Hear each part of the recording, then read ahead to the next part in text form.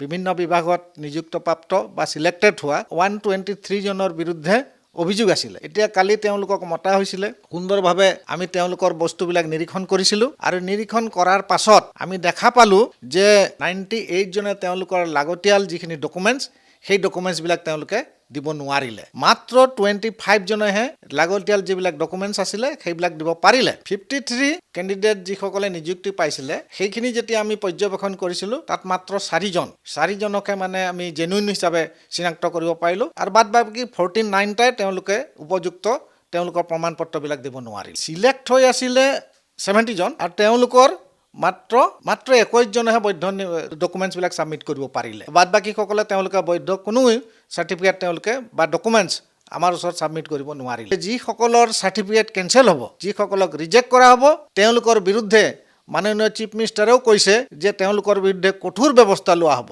আৰু তেওঁলোকক ভৱিষ্যতলৈ ৰাজ্য চৰকাৰে কোনো চাকৰিতে তেওঁলোকক এপ্লাই কৰিবলৈ দিয়া নহ'ব। তো আমিও চৰকাৰক এইটো জোৰ দিম যে এই ভুৱা প্ৰাৰ্থীসকলৰ বিৰুদ্ধে কঠোৰতম ব্যৱস্থা ল'ব লাগে, যাতে ভৱিষ্যতলৈ তেওঁলোকে এনেদৰে খেলি মেলি কৰি পেলাই টি গাৰ্ডেনৰ নামত থকা আসনবিলাক গ্ৰহণ কৰিব নোৱাৰে। তো আমি সেইবিলাক পৰ্যবেক্ষণ কৰাৰ সময়ত চাইছিলোঁ যে তেওঁলোকৰ কাষ্ট চাৰ্টিফিকেট, এই কাষ্ট চাৰ্টিফিকেটবিলাক কোনে দিছে, তেওঁলোকৰ কাষ্ট বা ছাব কাষ্ট কি, তেওঁলোকৰ NRC আছে নাই, তেওঁলোকৰ বাগিচাত কাম কৰাৰ কিবা লিংকেজ আছেনে নাই, তেওঁলোকৰ আধাৰ কাৰ্ড আছে নাই আৰু তেওঁলোকৰ চাহ জনজাতি কমিউনিটিটোৰ লগত কেনেদৰে জড়িত, এই কথাবিলাক আমি পুংখানুপুংখভাৱে চাইছিলোঁ আৰু চোৱাৰ পাছত এই সিদ্ধান্তলৈ আমি উপনীত হৈছোঁ।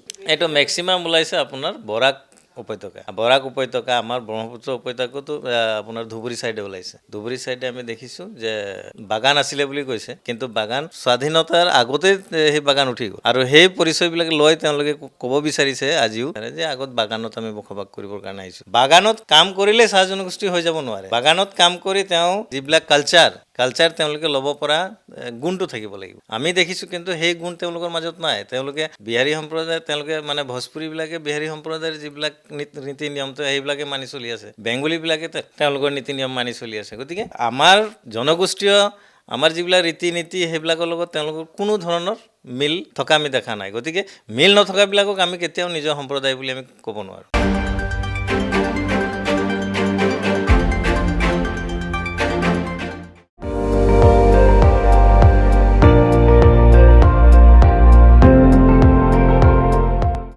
আপুনি চাই আছে ND24, সৰ্বশ্ৰেষ্ঠ নহয় সৰ্বোত্তমৰ দৌৰ।